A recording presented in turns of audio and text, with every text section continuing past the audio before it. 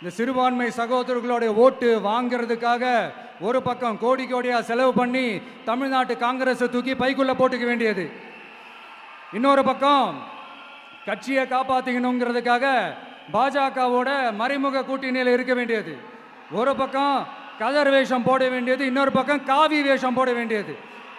நான் முன்னாடியே சொன்ன மாதிரி திமுகவுக்கும் பாஜகவுக்கும் ஒரு அண்டர் கிரவுண்ட் டீலிங் இருக்குது. எப்போ சொன்னேன்? கிட்டத்தட்ட ஒரு 1.5-2 வருஷத்துக்கு முன்னாடி சொன்னேன்.